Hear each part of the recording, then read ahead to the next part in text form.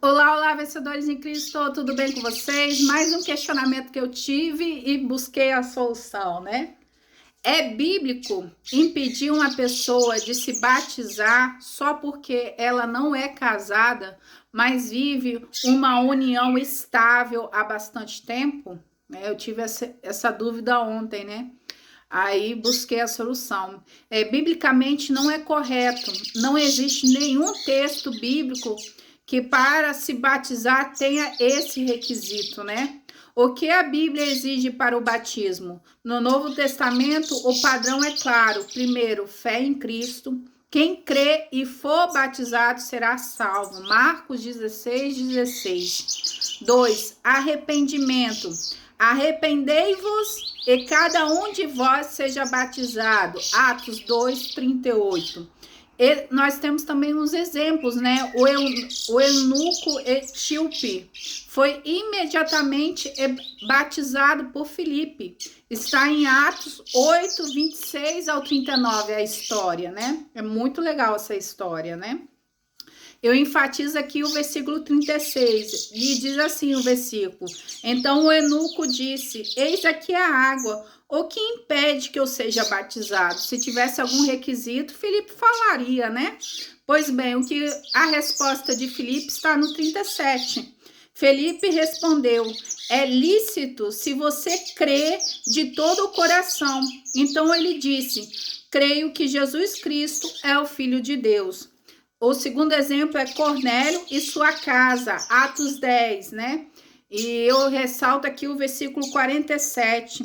Será que alguém poderia recusar a água e impedir que sejam batizados estes que, assim como nós, receberam o Espírito Santo? Tem algum impedimento? Se tivesse, falariam, né? Se tivesse mais requisitos, né? Se houvesse outros requisitos, a Bíblia falaria, né? O batismo é parte do processo de transformação, não é um prêmio para quem já está com a vida ajeitada, com a vida arrumada, né? O batismo é para quem já é para quem não é para quem já é perfeito, mas para quem decidiu seguir a Cristo. Jesus foi duro com quem criava regras humanas e chamava de mandamentos de Deus. Vocês anulam a palavra de Deus por causa da tradição de vocês. Marcos 7:13. Impedir o batismo apenas por não ser casado entra exatamente nesse risco, né? De fazer tradições, né? Que não foram inspiradas por Deus, né?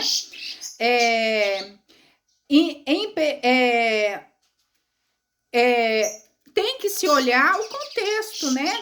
É claro que se a pessoa tem uma vida promíscua, né, desregrada, não tiver arrependimento, recusa em mudar, mesmo conhecendo a verdade, aí sim há um impedimento de ser batizado. Mas quando ela crê, tem uma fé genuína, né, e quer seguir a Cristo, não há impedimento nenhum, né?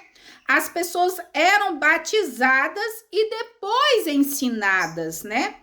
Atos 2:41-42. O discipulado vinha depois, não antes. Jesus disse: Vinde a mim. O companheiro, não, aí no caso, se o companheiro não quer casar, né? A decisão não é somente da pessoa, né? É também do companheiro, né? Se não quiser casar, como que fica, né? Em 1 Coríntios 7, se o descrente consente em viver com o crente, não o abandone. Deus reconhece situações imperfeitas, mas reais. Ande com Deus dentro da realidade que você tem agora. Mateus 23:4 diz: atam fardos pesados e os colocam sobre os ombros dos outros. Eu já vi várias situações em que pessoas tinham desejos de se batizar e havia tantos obstáculos que não eram da parte de Deus, era da parte de homens, né? Então a palavra é clara: quem crê e for batizado será salvo. Você precisa crer. Se você crê, se você se arrependeu, né? Quer seguir a Cristo, é isso isso que é necessário, são esses requisitos, não há além disso. Amém? Eu vou dar continuação no próximo vídeo. Amém? Olá, olá, vencedores em Cristo, dando continuidade ao tema batismo, né? Eu também tive a dúvida sobre a questão do rebatismo, né? Aqui no caso eu tô falando do meio evangélico que eu sou, né? Igual, por exemplo, a presbiteriana é por aspersão, já os batistas é por imersão, né? E no caso de rebatismo, como é que fica, né? Eu gosto muito da igreja presbiteriana, é uma igreja abençoada, gosto muito dos pastores, né? A pregação, sempre cristocêntrica, as que eu vi, né? Então, há um clássico choque entre denominações, né? E biblicamente falando, né? A Bíblia fala que há um só Senhor, uma só fé e um só batismo. Efésios 4, versículo 5. O batismo é em nome do Pai, do Filho e do Espírito Santo. 2. Sinal público de fé. 3. Não repetido no Novo Testamento. Não há uma repetição. É uma só vez e pronto, né? A Bíblia não ensina rebatismo por troca de igreja. A Bíblia nós não vemos no Novo Testamento falando sobre rebatismo. Só vemos um batismo e pronto, né?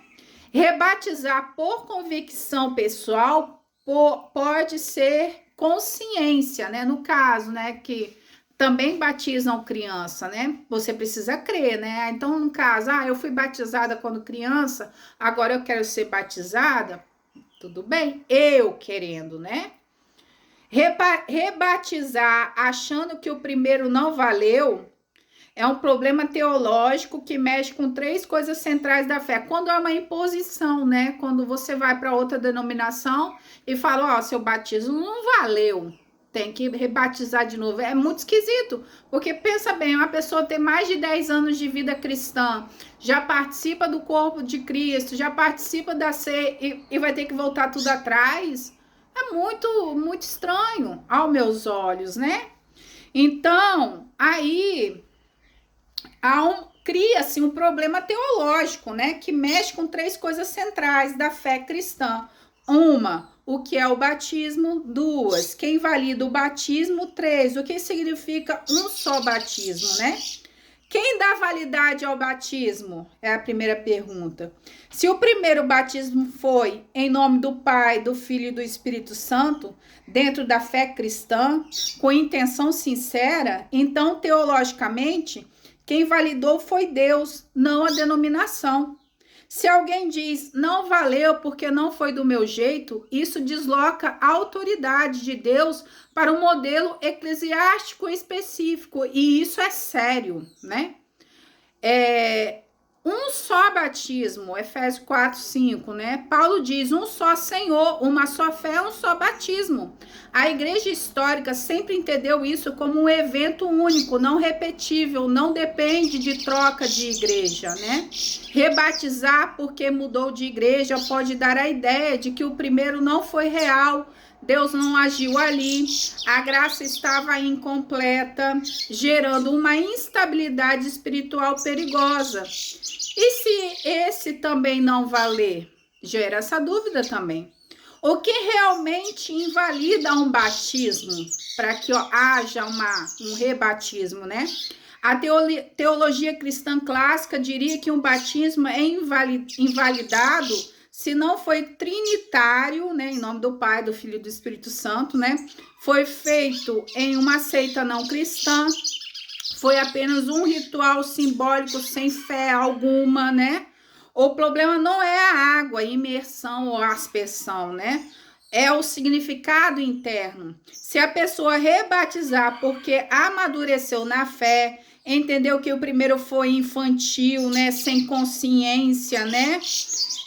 E agora deseja professar a fé pessoalmente, ok, beleza. Se partiu da pessoa Isso é uma questão de consciência. Mas se rebatizar porque disseram que Deus não aceitou, não foi de verdade, sente medo de estar irregular diante de Deus, imposição, aí começa um problema teológico e espiritual, porque coloca-se dúvidas sobre a ação de Deus, cria-se dependência institucional, enfraquece a segurança da fé. Deus estava presente no primeiro batismo? Nós devemos nos questionar, né? Deus estava lá? Se a resposta foi sim, então teologicamente ele não perde a validade. Amém? Eu espero que eu tenha contribuído com os irmãos, como isso me contribuiu, né? Porque eu tive essa indagação devido eu ter pensado em umas experiências que eu vivi aí, né? Aí eu falei assim, vou buscar a resposta. Tá aí a resposta, amados. Biblicamente não há rebatismo, né? E as demais justificativas estão aí no vídeo, amém? Pesquisei na Bíblia, tá tudo aí. Eu já falei que eu não sou teóloga, mas eu busco me aprofundar na palavra do Senhor e na força do seu poder, né? E Deus sempre traz, né? Traz conhecimento, né? Quando nós buscamos, né? Oséias 6:3 fala: conheçamos e prossigamos em conhecer ao Senhor. Quando nós temos conhecimento, né? Ele nos liberta e não nos escraviza. Amém? Beijo no coração, até a próxima. Tchau, tchau, pessoal.